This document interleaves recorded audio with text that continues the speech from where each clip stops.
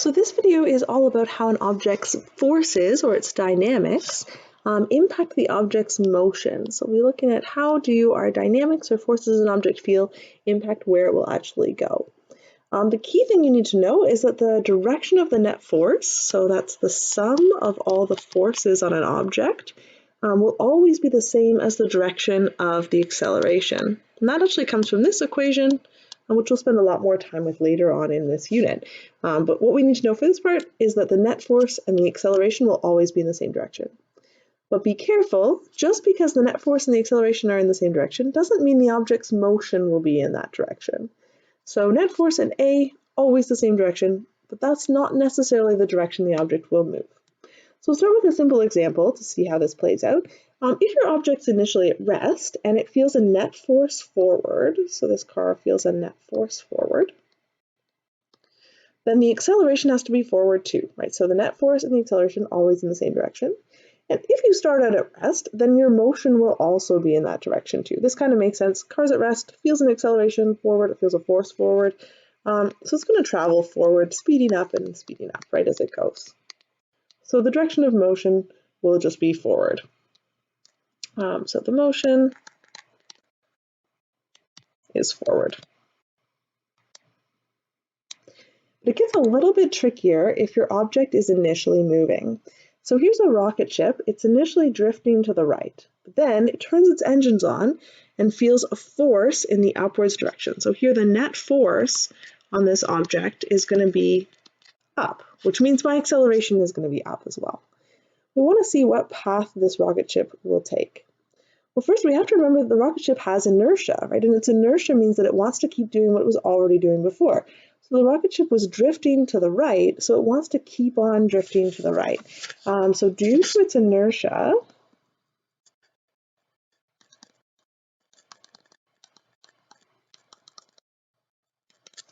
the ship wants to keep drifting to the right.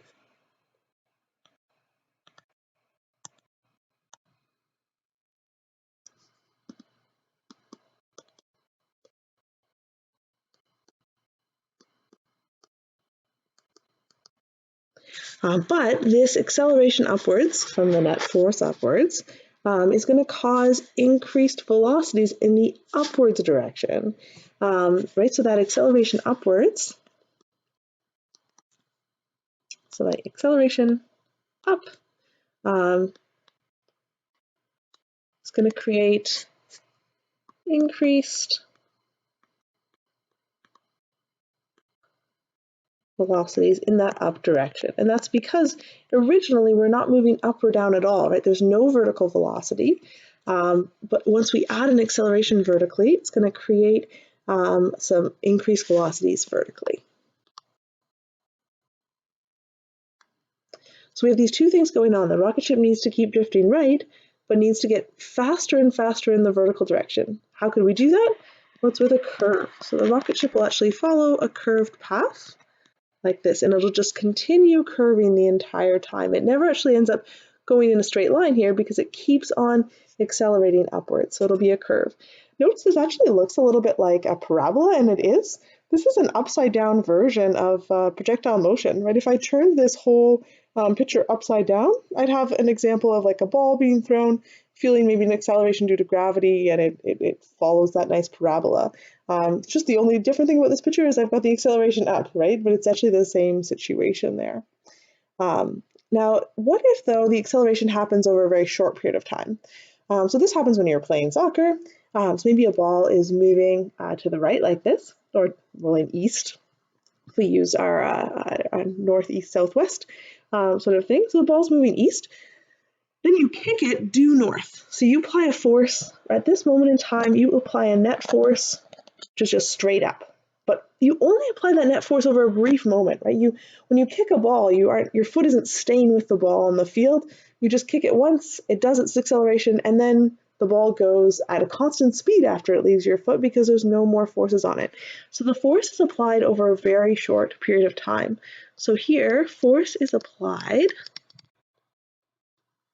over a short time, very short time. During that short time, you do see the same curve that we saw with our rocket ship, right? The same thing happens. It'll add some increasing velocities in the north direction, but still have an inertia wanting to move east.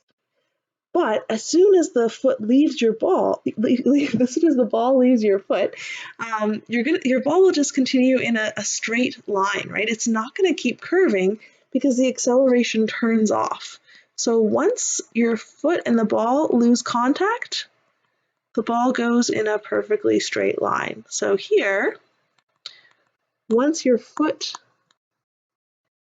is no longer touching the ball, so no longer in contact with the ball, then the ball will travel in a straight line.